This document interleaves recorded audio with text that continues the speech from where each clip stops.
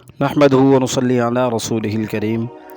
اما بعد اعوذ باللہ من الشیطان الرجیم بسم اللہ الرحمن الرحیم۔ میں اپنے چینل پلے اسلام کے اوپر آپ سب کو خوش آمدید کہتا ہوں۔ آج ہم جس ٹاپک کے اوپر گفتگو کرنے والے ہیں وہ ہے توبہ اور استغفار۔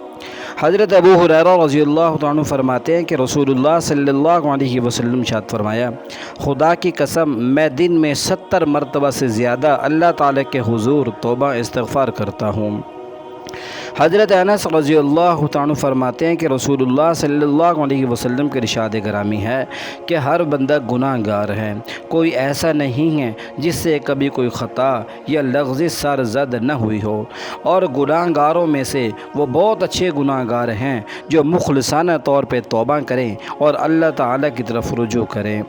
حضرت زید رضی اللہ تعالیٰ عنہ سے روایت ہے کہ رسول اللہ صلی اللہ علیہ وسلم ارشاد فرمایا کہ جس بندے نے ان الفاظ کے ذریعے اللہ تعالیٰ کے حضور میں توبہ استغفار کیا تو وہ بندہ ضرور بخش دیا جائے گا، اگرچہ اس نے میدان جنگ سے بھاگنے کا گناہ کیا ہو۔ وہ کلمات یہ ہیں: استغفر اللہ الذی لا الہ الا ہو الحی القیوم واتوب الیہ۔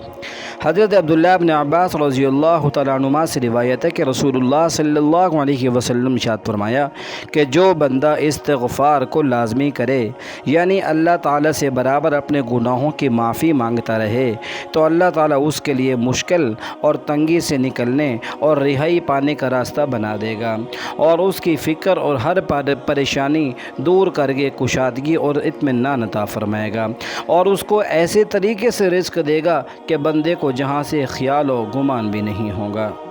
حضرت ابو ہریرہ رضی اللہ تعالیٰ عنہ سے روایت ہے کہ رسول اللہ صلی اللہ علیہ وسلم ارشاد فرمایا،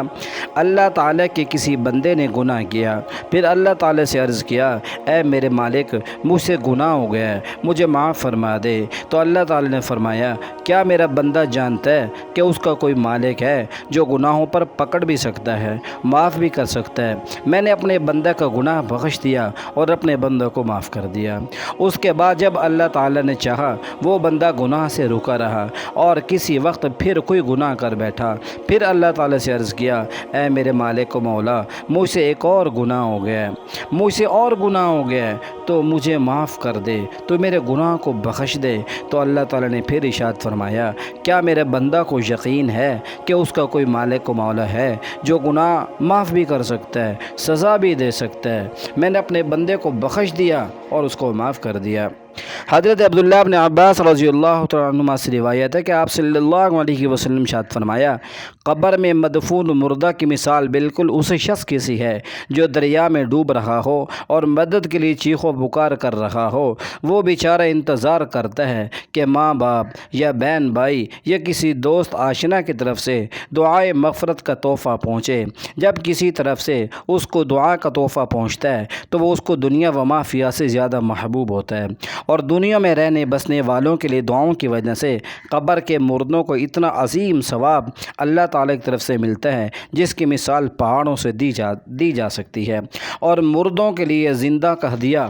ان کے لیے دعائے مغفرت ہے۔ حضرت ابو ہریرہ رضی اللہ تعالیٰ عنہ سے روایت ہے کہ رسول اللہ صلی اللہ علیہ وسلم ارشاد فرمایا،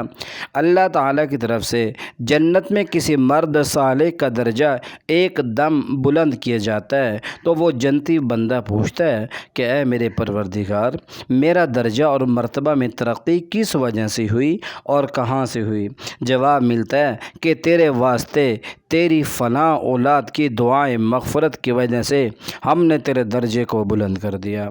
حضرت ابو درداء رضی اللہ تعالیٰ عنہ سے روایت ہے کہ رسول اللہ صلی اللہ علیہ وسلم ارشاد فرمایا، جو بندہ عام مومنین اور مومنات کے لیے ہر روز 25 یا 27 مرتبہ اللہ تعالیٰ سے معافی اور مغفرت کی دعا کرے گا، وہ اللہ تعالیٰ کے مقبول بندوں میں سے ہو جائے گا جن کی دعائیں قبول ہوتی ہیں، جن کی برکت سے دنیا والوں کو رزق ملتا ہے۔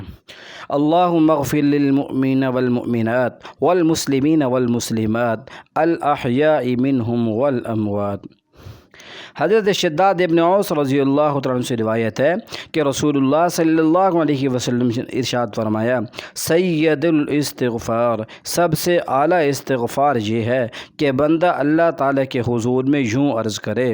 اللہم انت ربی لا الہ الا انت خلقتنی وانا عبدک وانا علی عہدک ووعدک ما استطعت واعوذ بک من شر ما صنعت وابوء لک بنعمتک علی ابوء لک بذنبی فاغفر لی فانہ لا یغفر الذنوب الا انت۔ رسول اللہ صلی اللہ علیہ وسلم ارشاد فرمایا، جس شخص نے دل کے یقین کے ساتھ دن کے کسی بھی حصہ میں اللہ تعالیٰ کے حضور یہ دعا عرض کی اور اسی دن یا رات شروع ہونے سے پہلے اس کو موت آئی تو وہ بلا شبہ جنت میں جائے گا۔ حضرت علی رضی اللہ عنہ سے روایت ہے کہ مجھ سے حضرت ابوبکر صدیق رضی اللہ تعالیٰ عنہ نے بیان فرمایا کہ میں نے رسول اللہ صلی اللہ علیہ وسلم سے سنا،